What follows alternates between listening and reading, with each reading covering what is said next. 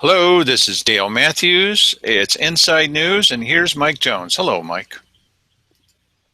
Good evening, Dale.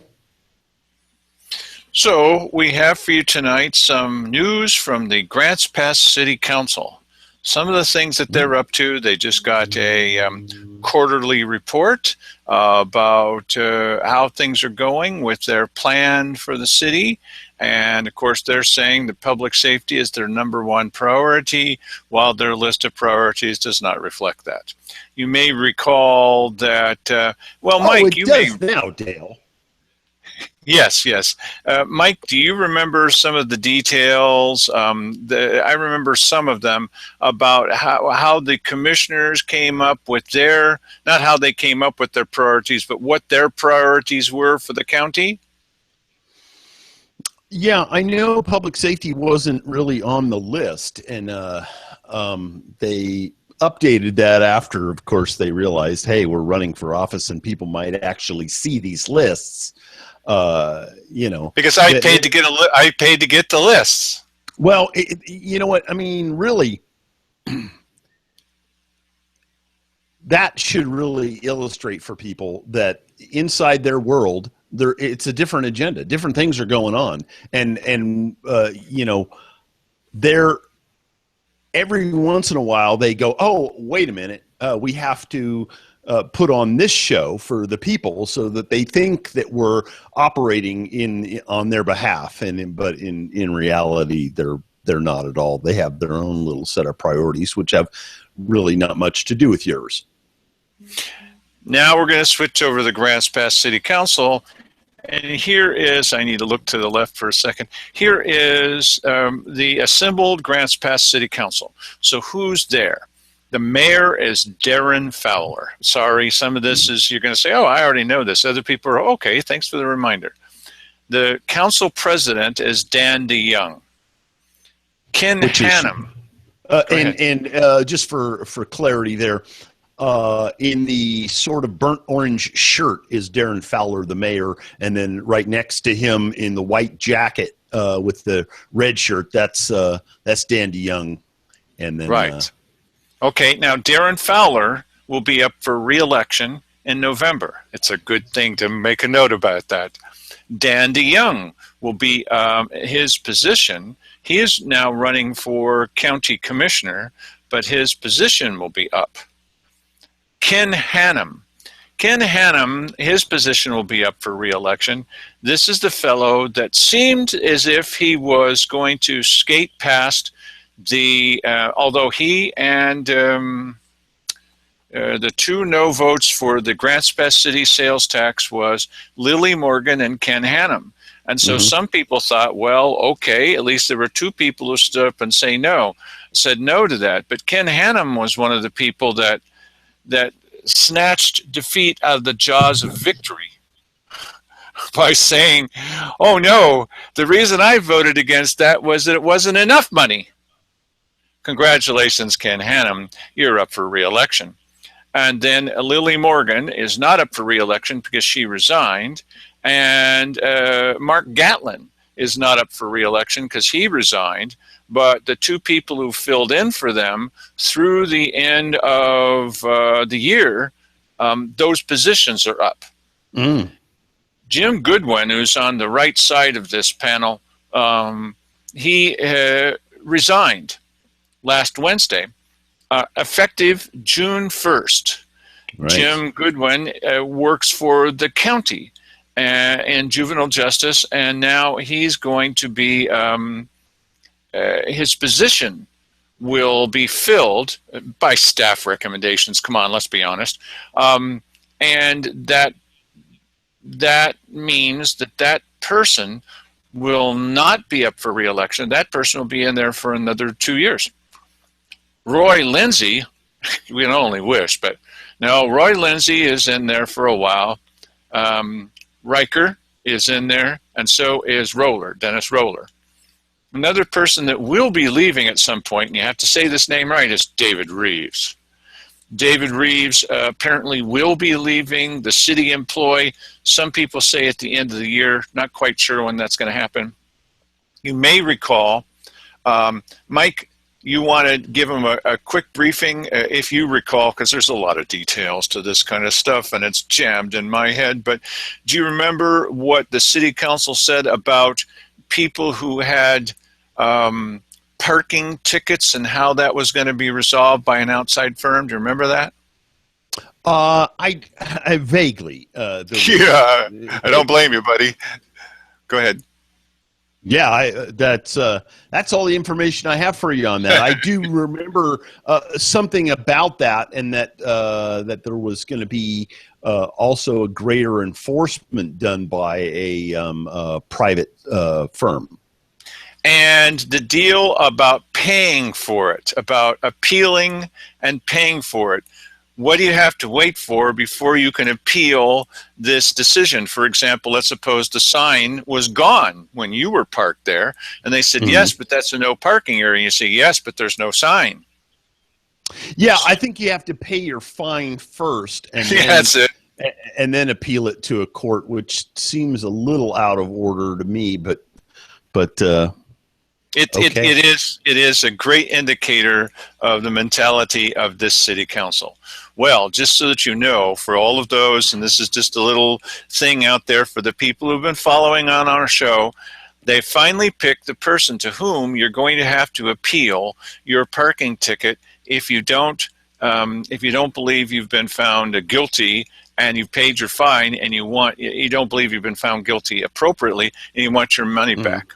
You can only guess. David Reeves.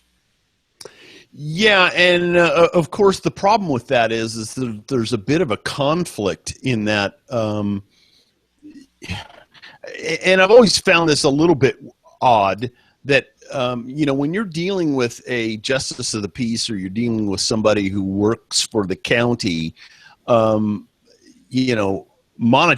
speaking, you would think that they would be motivated to say, you're wrong. That fine that you paid, we're keeping it. Thank you very much. Next victim, please. Just because, that's how they get to keep the money. They're not, this whole situation is set up. I mean, the whole parking fine, the whole, speed enforcement sort of thing. Everybody thinks that that's for public safety. Yeah, that's for revenue generation, just so you know, for the most part. No, I personally think it's a little different when you're running through red lights, but and I would like to see that enforced. Right. But the parking enforcement, so the ultimate arbiter of who's right and who's wrong in this world will be David Reeves. Okay, so here is some footage from the Grants Pass City Council meeting of Monday. And they're going to be talking about the city's goals for the future. And I think it's worthwhile to reinforce to our entire audience, what their number one and number two priorities are of all things in this life. Look over to the side, and here's what they have to say.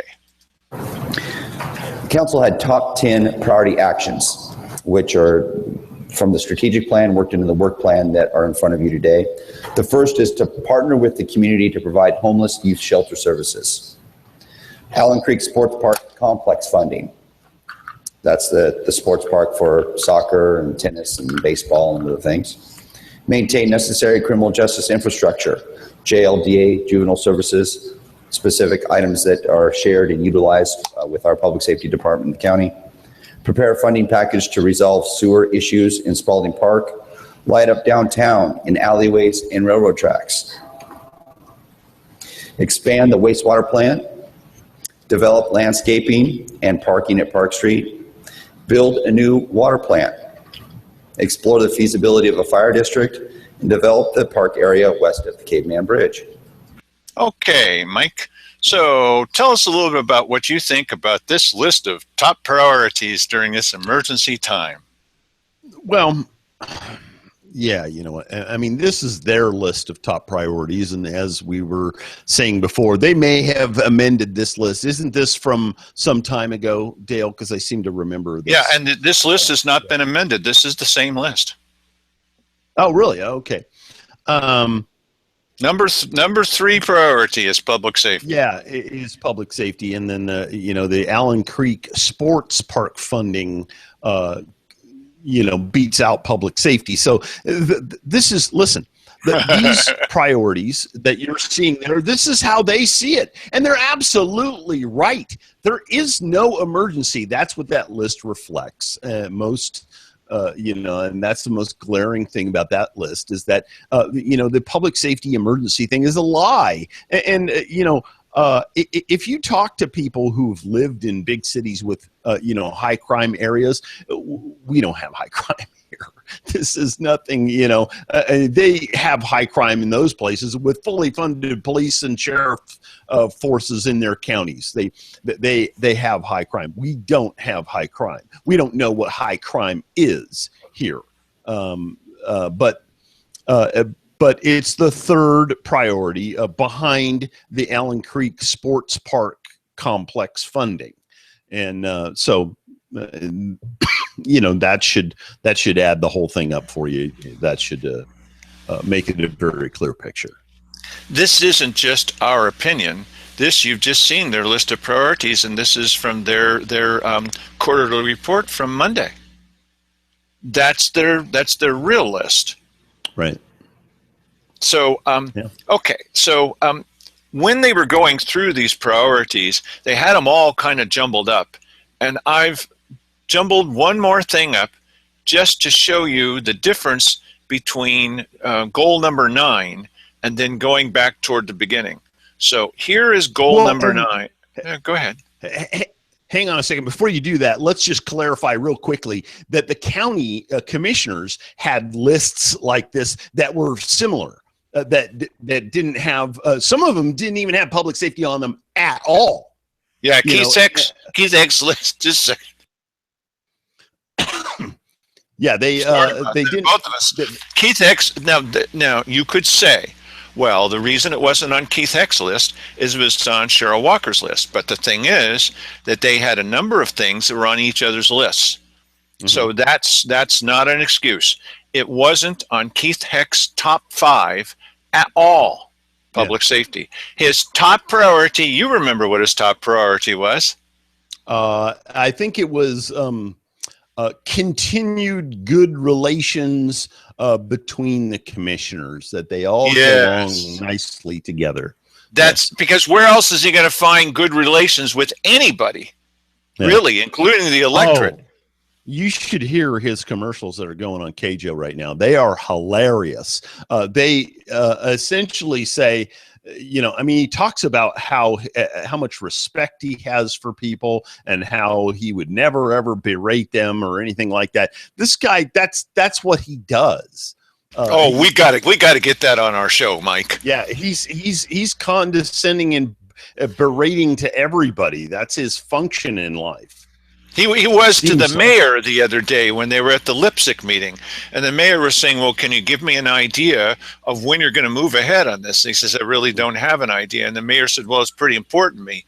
And Keith just stopped talking, and everybody was like shocked, and they're just staring at him. Well, if you're just going to laugh about it or chuckle about it or whatever, he's got this thing about chuckling.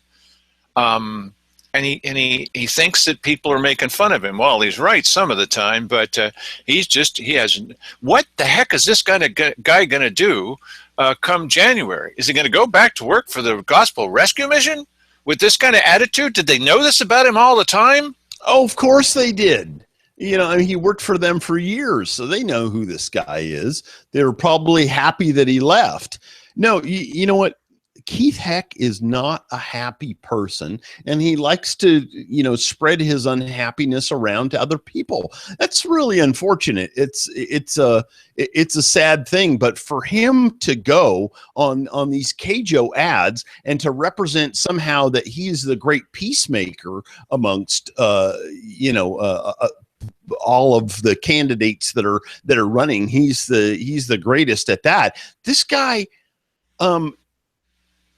condescension is that's his forte. That's what he likes to throw at people more than anything else. This guy rarely has anything good to say. Most of what he has to say, most of the time, he doesn't have anything to say. But sometimes he does. He will, come back at people, in a sarcastic. During his protected time, I'm sitting right there. I had just said something. And then as soon as I sat down and it was during his protected time, he said, well, Mr. Matthews just said this, and I didn't say that. And he said this, and I didn't say that.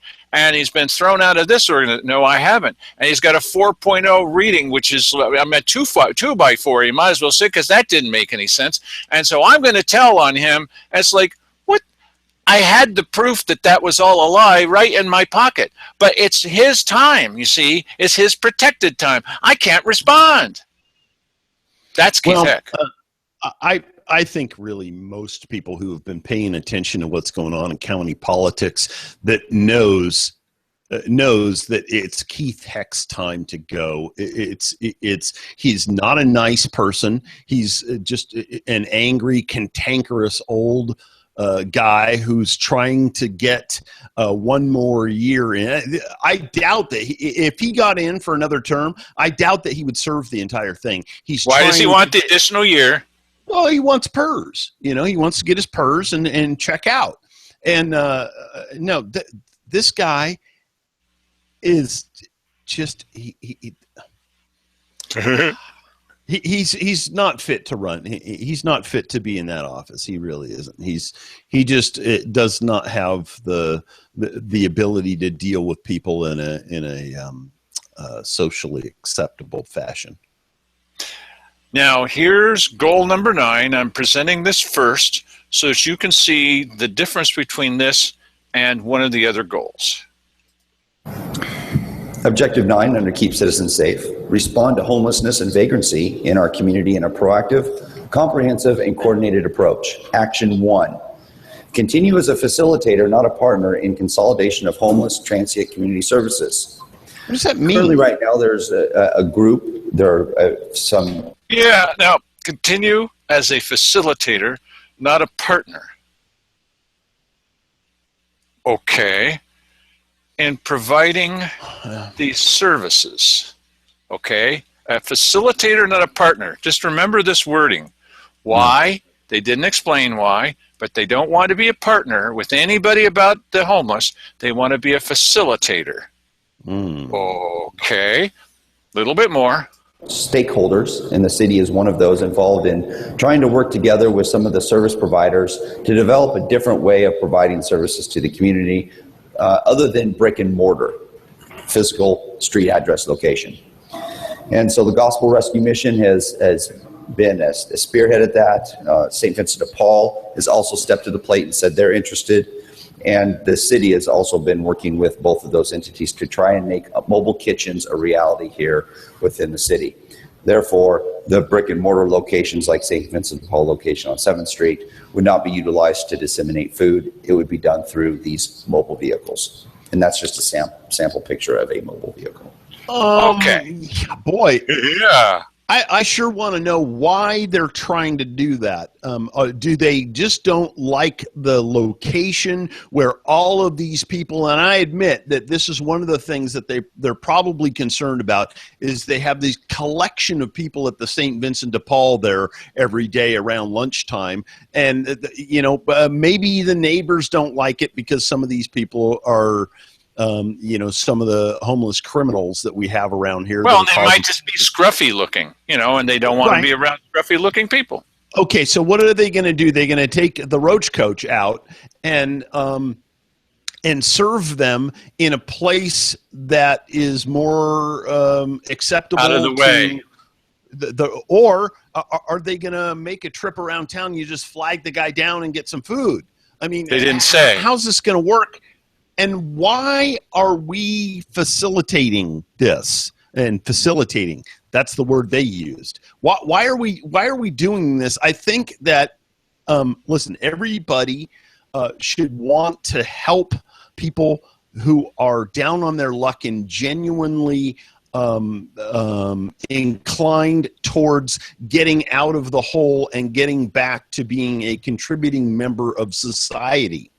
I think that we have been facilitating a bunch of hammock people who are depending on the services that are provided out of the goodness of people's hearts, and that is backfiring on the community in a big way. A lot of the crime, and a lot of this, property crime that we're dealing with is probably being facilitated by these homeless people. You got to be careful nowadays. I'm not saying all homeless people are bad. What I'm saying is that certainly if you build it, they will come. Anything you subsidize, you get more of. So I think we should be subsidizing the movement of people from down on their luck to self-sufficient and independent. We should not be facilitating and subsidizing just the general handout sort of situation where you're feeding people and you're not looking after what the trajectory of this person is.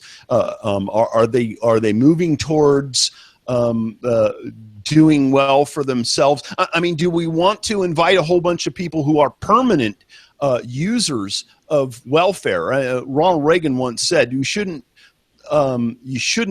measure the effectiveness of the welfare, or you shouldn't measure the success of the welfare system by how many people are on it. You should measure the success of it by how many people no longer need it.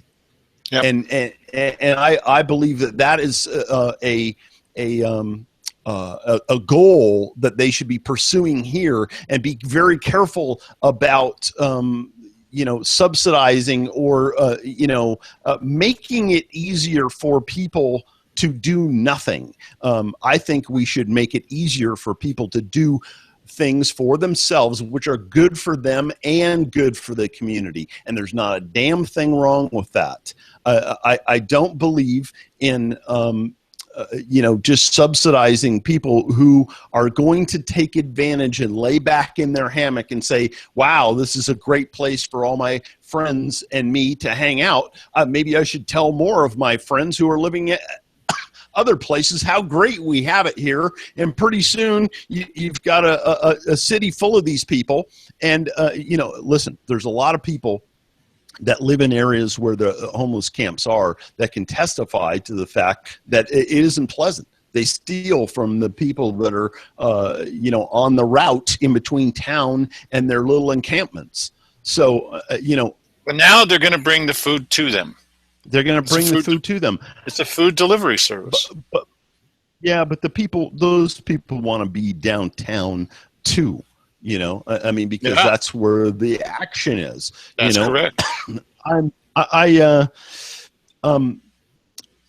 would, under different circumstances, I might say, this is a fantastic idea. I'm glad that the community is doing this sort of thing. I would rather this was completely funded by individuals and not funded by your tax money, then going through the third-party facilitator who naturally is going to charge the middleman fee for facilitating all of that, and then they're going to do a less effective and poor job of oversight.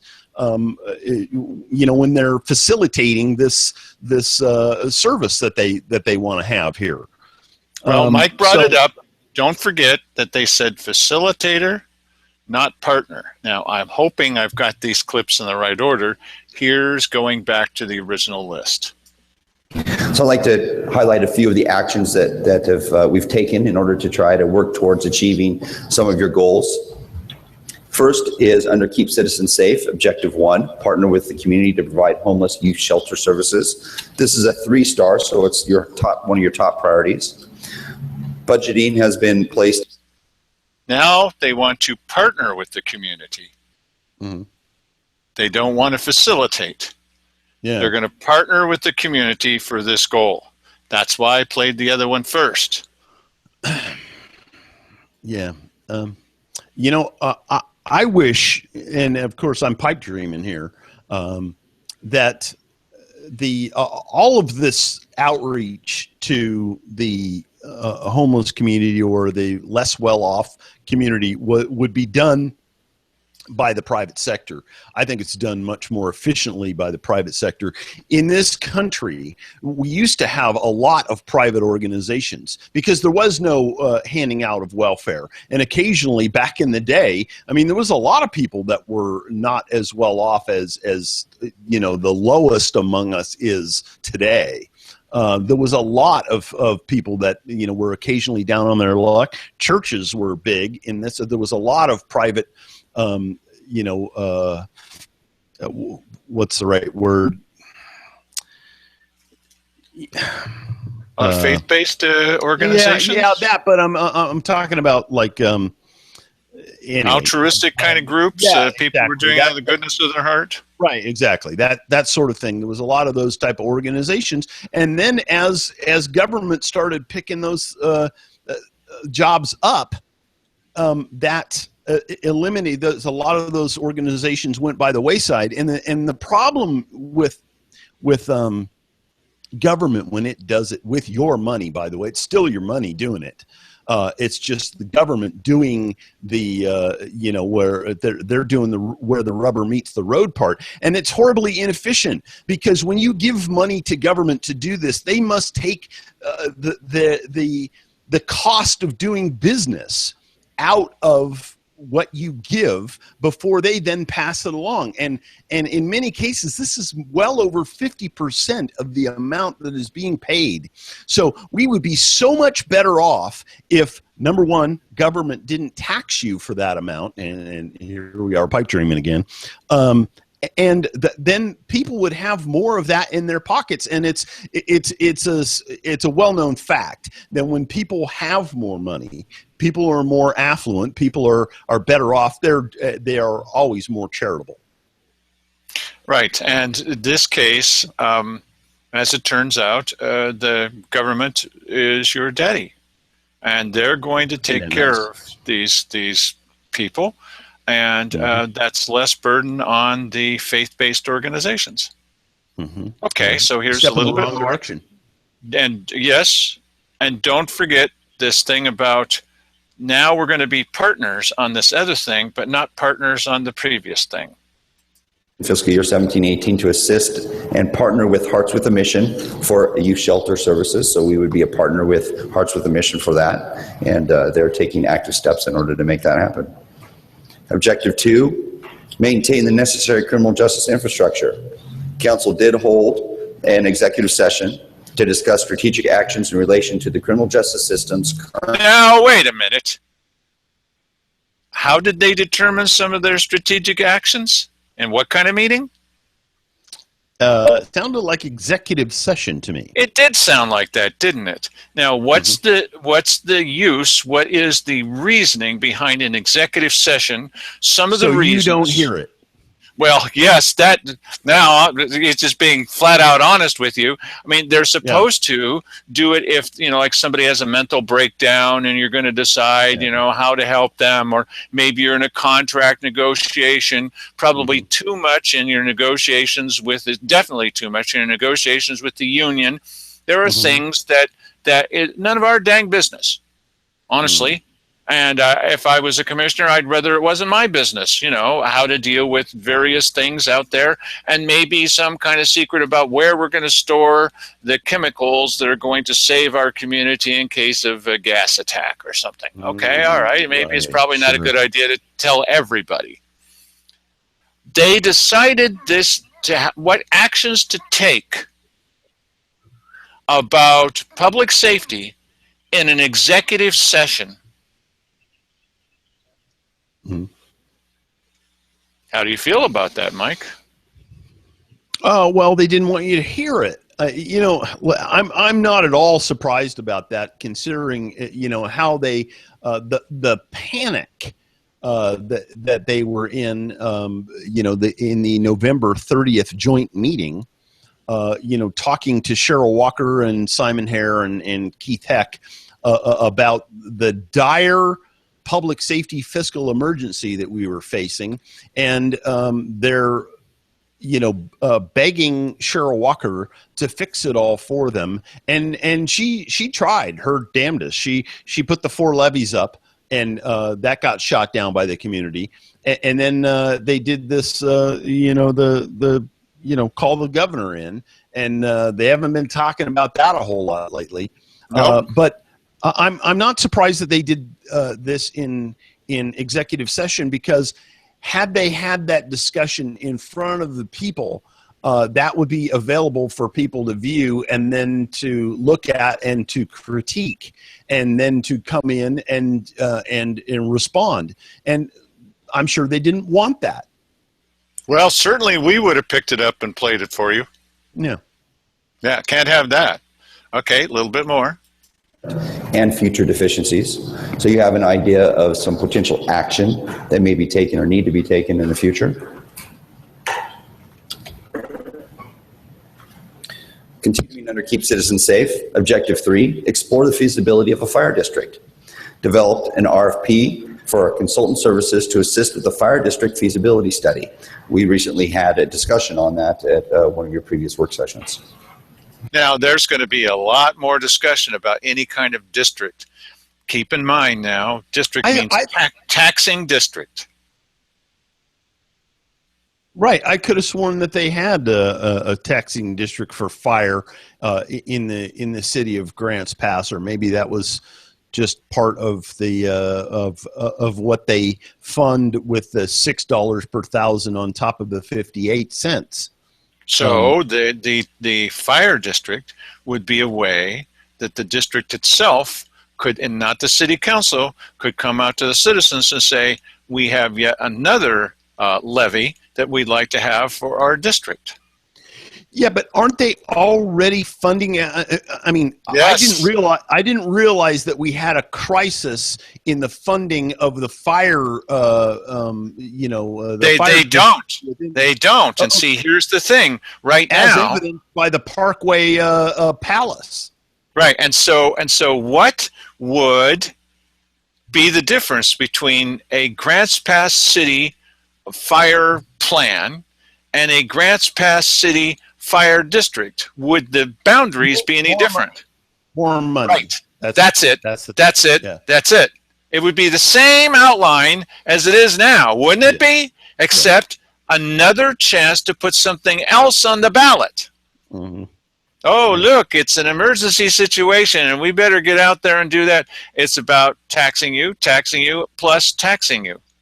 Right. Okay, Yep. well, here you go. Objective 4, increase school safety, which is a 2-star. Completed job description of a school marshal and A school marshal? Apparently they're going to hire a school marshal. Are we not paying the school district enough to take care of safety for your kids in the school? A school marshal. Listen, you know what? I'm tempted to dig out my tax bill and show you how much we're spending. I have a commercial building in the city of Grants Pass, and the lion's share of what I pay there every year, and let me tell you, it's a lot of money, goes to the schools. There are no kids living at my building, and every commercial building in the city of Grants Pass is paying in this way, and there's no kids living there. And every retired person that lives in the city of Grants Pass, they're paying.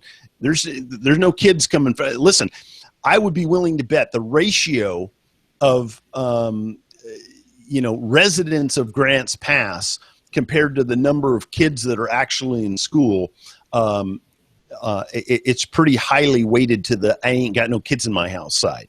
Okay. Well, and so, don't forget now, for the county, we've got 3/4 of one deputy. I'm exaggerating a little bit. That's patrolling the entire county, but they're suggesting that we need highly trained, part-time deputies run through the sheriff's office, 6 of them for $200,000, which is a heck of a deal, to put those into the high schools, because there's 3 more high schools in the county and a lot of other schools, to put them all throughout the county. In Grants Pass, they've got 50 law enforcement people, and they've got the University of Grants Pass High School, and then they've got, a smattering of some smaller schools around.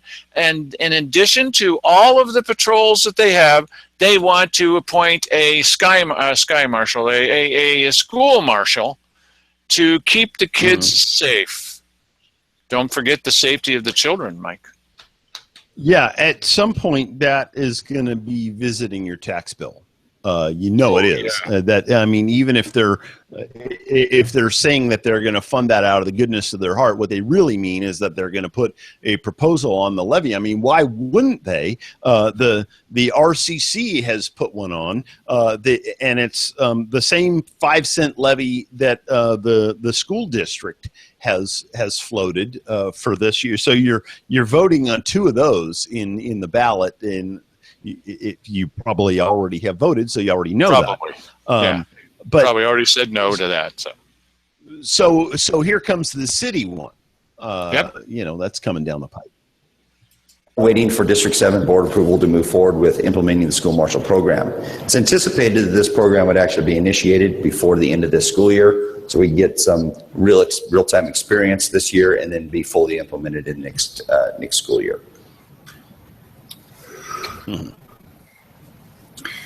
Objective 9 under Keep Citizens Safe. Okay, we already talked about Objective 9. Okay, so I think that's pretty interesting. Okay, here's yet another skipping over Objective 9. Thank you very much. Under Maintain, Operate, and Expand our infrastructure. Objective 8, increase opportunities to promote character and community spirit. You may have heard we have a new brand. No. If you haven't, Pretty hilarious. The approval of city's new brand is scheduled to go before council, is how it reads in your packet, but we do know where it exists now. We have adopted the brand, and we are currently looking at rebranding from street signs to some of our vehicles to our letterhead and to business cards. Okay, so they've already started putting it on the first vehicles. Yeah, you know what? I got to tell you, with the whole branding fiasco, I think is a just pretty much a demonstration of what you can expect from these people. This is the type of thing that they do. This is the type of competence that they have. It all goes back to this, and you heard the gal, or there's a few of them there that were laughing about this. It's That's because it was such a joke. People hated it. That's why, and the guy that they have in charge of doing this branding is inexperienced. That's being very charitable, I believe, to this guy, and he's making $24,000 per month. Wow. Now, somebody else that made, and this is an interesting segue to this next little segment, someone else that made a lot of money from the county for 1 month's worth of work is Eric Shasma of the Grants Pass Water Lab. Now, the people that convinced Diane Hoover and especially Cheryl Walker that we have arsenic in our water that's coming on down here, although the city says we just don't see anything in this. Cheryl Walker did. And of course, the big question is, where'd that money come from to pay for that? And do you remember how much money he actually ended up with, Mike? I think $77,000. And didn't that come out of the general fund? I mean, the thing is that they will tell you, we don't have any money at all, and yet they can find $77,000 in the general fund, and it was going to be $135,000 a year for 5 or 6 years, which was going to be $650,000 somewhere in that department. And I mean, they're clearly, they have a little bit more latitude than they are But letting on. Keith just told us in the last meeting that he's laughing at people who think that there's money out there that's available for things, because there's obviously no money. What's the matter with all the people that keep saying there's money? Well, there's no money. Well, we What's the would matter with you, probably Mike? believe that a whole lot more if they didn't keep coming up with new money. to That's a spend very on good stuff. answer. That's a great answer. So Eric Shasma of the Grants Pass Water Lab goes out and he does some testing. Actually, he did it for somebody else, and he came back with some of his results. And he said, look at all this. It was 6,000 times the allowable level, 6,000 times the allowable level for humans for arsenic. Now, if he'd said that it was lead, or if he'd said that it was some other thing, it's like that. I've used this analogy before. It's like that movie Jaws. You know, you say barracuda, and people go, huh? What? You say shark, and they go, oh. And then you've got a disaster, a panic on the 4th of July, right? So he says shark word. He says, you've got arsenic in the water. And he runs a lab. So labs know what they're talking about. Well, and this was pushed by Alan Ayer and Joseph Rice. Big time by Alan Ayer and Joseph Rice. And Alan Ayer, you never hear from Eric Shasma anymore. It was a wheel in the Republican Party, a political contact. Alan Ayer and Joseph Rice still talking about it. And it's mostly egged on, honestly, by two people. And their names are, Mike? Vic Nakudian and Lori Johansson. Oh yeah, no, you're talking about the people that they're just trying Still to get battling under their skin. Yeah, pretty still much. still battling on places like yeah, Facebook. still And another battling. person involved was Mark Collier. Now, I'm not talking about Mark Seligman, I'm talking about Mark Collier. And they said, hey, where in the world did you come up with this fact that it's 6,000 times the allowable limit for humans, when Vic Nakudian and Lori Johansson stepped forward and went to another lab that's a higher rating than the Grants Pass Water Lab, and they said there's no arsenic at all. Right. No arsenic. After Yeah, they'd signed the contract. I mean, and this is kind of a sticky wicket situation, because here It is. comes this this reputable lab comes Yes. to you and says, hey, we got this situation, we tested back here, and here's what the situation is. Reasonable people want to believe what somebody, a reputable business in their town, tells them. Yes. But when you're talking about a nearly $700,000 contract, you should maybe have that backed up. And luckily, second opinion? we had a couple. Yes. Right. And luckily, we had some civilians that said, hey, let's look into this. And they did. And as a result of that, we only lost $77,000. I think it's a tragedy that we lost $77,000 behind this thing. But, we need to have commissioners in there that are thinking outside the box and going, wait a minute, before we spend this, perhaps we need to have some sort of independent verification that these conditions do in fact exist. And then, of course, there's the fact that, wait a minute, the greatest effect is on the Grants Pass water system, and you would think that if they were aware of these same circumstances, that they would be the first to jump forward and go, well, wait a minute, all this arsenic's coming down the river and is going to get sucked up into our water system. It certainly would be our responsibility before anyone else's to mitigate that in some way. Grants Pass City, what do you think, would say that? Yeah, you would think that. But they didn't. And so one of the things I've said many times. Right.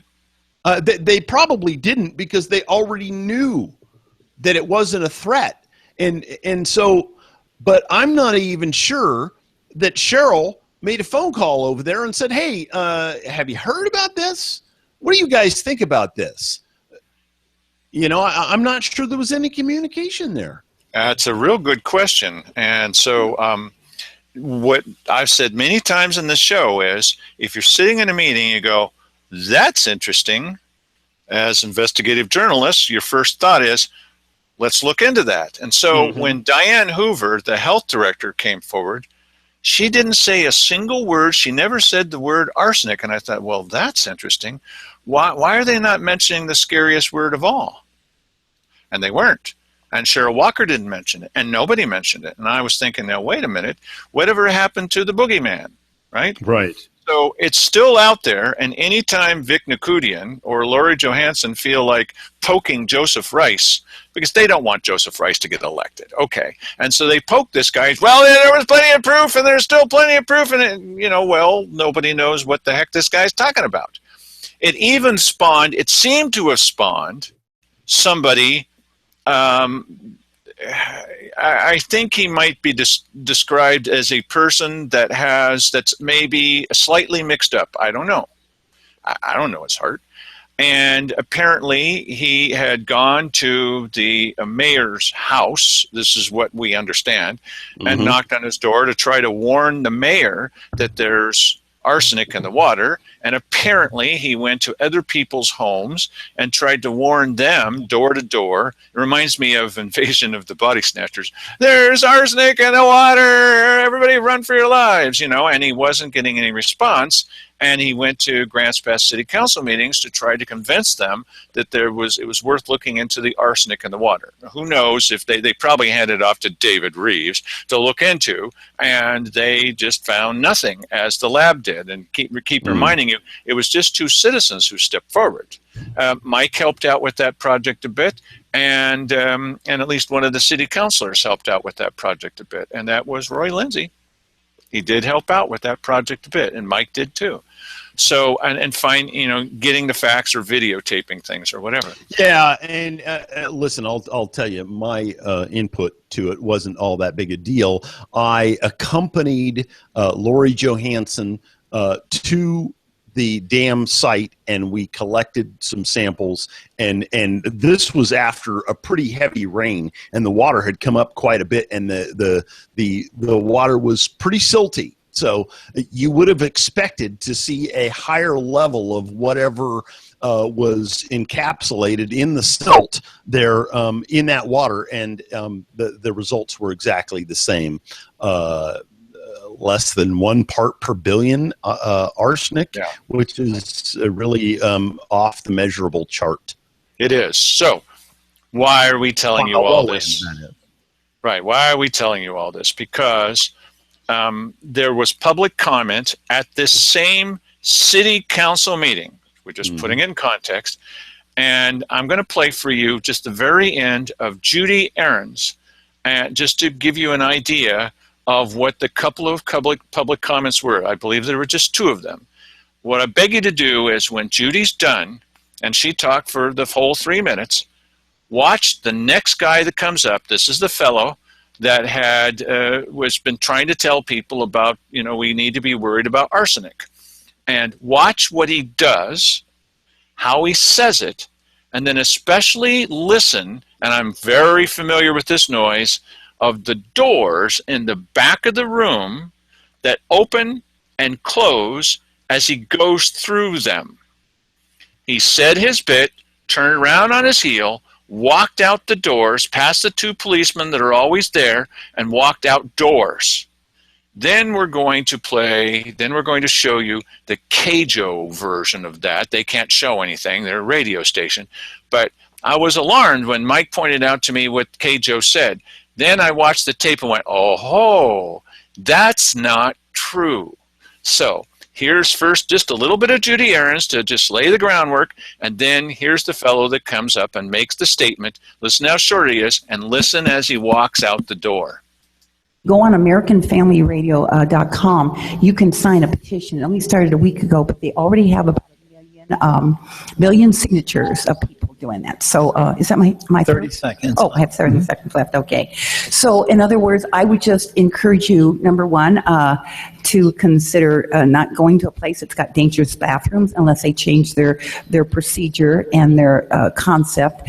And the way we can do that is what I have here, follow the money. So if they lower their budget and they want their employees to work, then we maybe as a community get together to have a finer community. And tomorrow will be that representation as we gather around the courthouse for National Day of Prayer. Thanks. Thank you.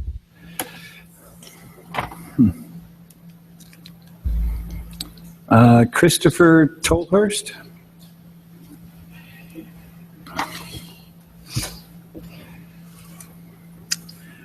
Well, Mayor, at the conclusion of the meeting today, you've got 1 hour to stop the poisoning. 1 hour.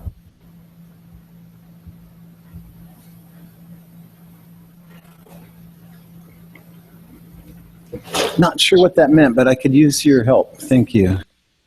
Yeah.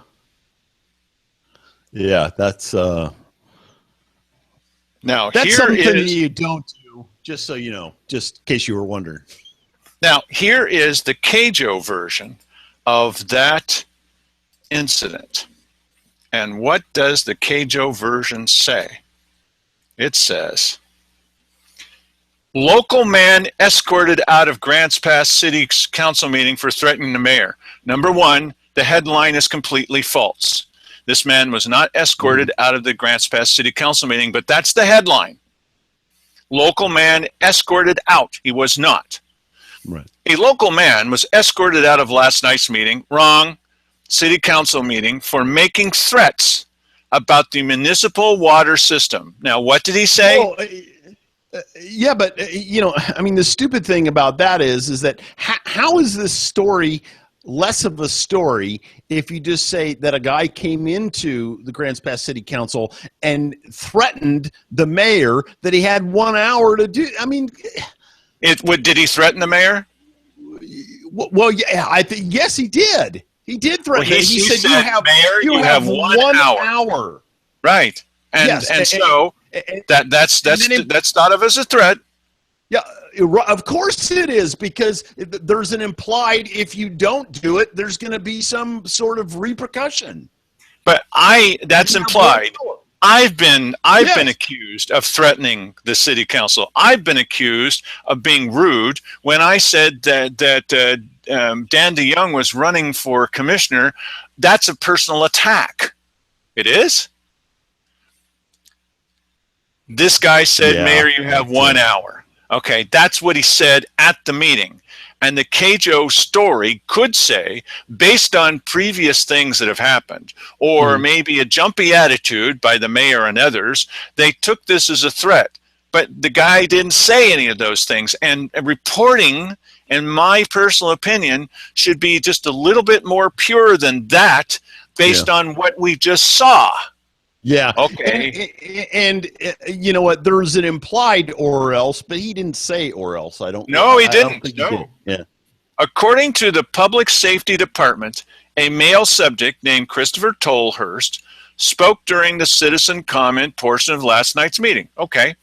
Witnesses at the city council meeting reported that Tolhurst made threats, multiple, regarding arsenic in the city's water system, telling Mayor Darren Fowler that he had 1 hour to fix the problem or else.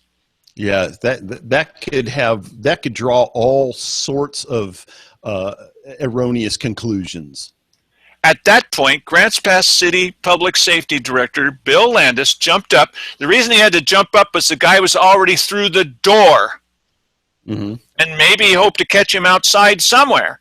Jumped up from his seat and led Tolhurst outside the city council chambers. BS. Right. And you know, I mean, a lot of this type of reporting comes from taking witnesses' accounts of it instead of looking at the videotape. I don't know why in a case like that they wouldn't say, hey, can you provide us with a copy of that videotape? I bet you they can provide a copy of that if they have the will to do so pretty quickly. Here it is. Here it is from Christopher Tolhurst's point of view, and listen as he goes through the door. He's not escorted out. Nobody grabbed him and said, "Come on with me." They had to catch him outside in order to probably ask him, "What the heck did you mean by that, bud?" Here we go. You can then see it for yourself and compare this with the reporting from KJO. Well, Mayor, at the conclusion of the meeting today, you've got 1 hour to stop the poisoning. 1 hour.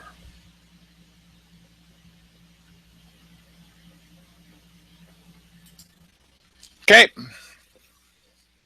That's it. And that's interesting to watch the entire city council. It's like, what just happened? Everybody's saying what? Right. But you can rely on KJO to, I'm not going to say falsify the news, to exaggerate the news. Okay, there's all kinds of, we make guesstimates about what people are talking about. We do it all the time. Yeah. But we're not going to tell you flat out that the guy was escorted out of the room when he wasn't escorted out of the room. We're not going to tell you that he made threats or else when he didn't say any of that stuff. What the heck kind of reporting is this? And we need to depend, well, we can't, but it would be nice to depend on the Courier or on KJO to get close to the truth. Well, you just saw the truth. So I'm not saying that the guy has benign intentions, not at all, but it's bad enough that this poor guy is saying this kind of stuff without people exaggerating it or falsely reporting it. We don't do that. So, let the chips fall where they may. It may have been, not a comfortable situation for anybody, certainly, but it's too bad that we can't rely on KJO to even get the time of day right. That's my opinion.